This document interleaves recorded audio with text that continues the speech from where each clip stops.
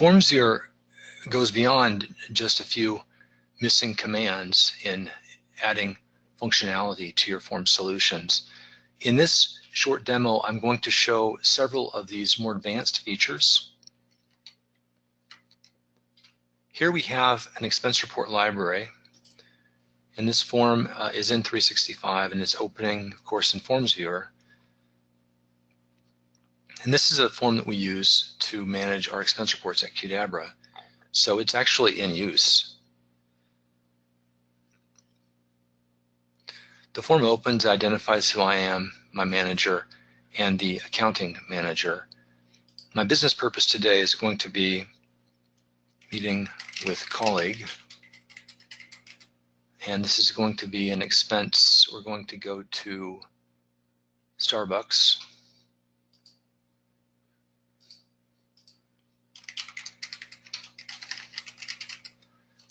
I'm going to attach my receipt.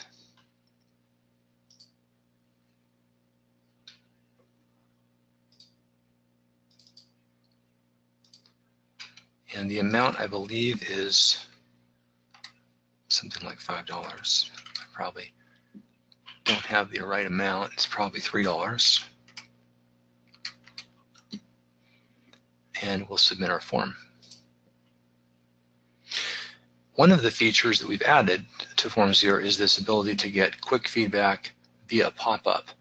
This is very useful to confirm submits. As you see here, they click no, it goes back to the form. And you're able to capture input from the user via these pop-ups without adding fields to your form. So it's a very useful prompt feature. The form is submitting to the SharePoint library, and it's actually doing a bunch of things. It's uploading the image, it's running some optical character recognition on the image, and it's generating a PDF of the expense reports. There's actually several things happening on submit, which is why it takes a few seconds. Once I've submitted the form, you'll see that it shows up in my expense report library. And there it is a few seconds ago. The form also maps data to two child lists. The first list is the parent list, and you can see that if I refresh this list, the latest ID 197, that's the expense I just submitted. And then because it's a repeating section, we also map the data to a child list. This is very useful if you're doing pivots in Power BI on top of your list data. You can extract that repeating data now from InfoPath into these multiple lists. There's any number is supported.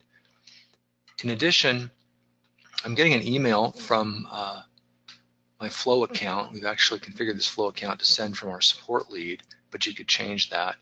And in this email, you can see that the email has a bunch of links in it,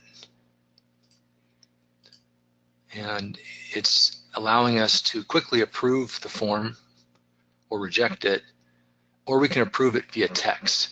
And this is more of a demo feature. I also have a copy of the PDF attached to the email, and this is the PDF that was generated on submit using our render form command. There's the PDF of what I submitted. I'm going to approve this via text and show the SMS verification feature. In today's world, people are using their cell phones to authenticate, and you can do that with FormsViewer. We have support for the new generation of web services, and that includes REST, JSON. One of the web services that is very useful is Twilio. Twilio sends text messages, so we're using Twilio here, and I've just got a text message on my phone, and we're going to type that in to approve the form. And before I do that, I've got like 90 seconds, I believe. I'll take a look at the receipt, just verify it actually was a different amount, but the receipt was actually run through the Google image analysis API, and it was able to extract data from the image that can be searched, which for receipts is not very important, but still useful if you have a large document you're scanning in.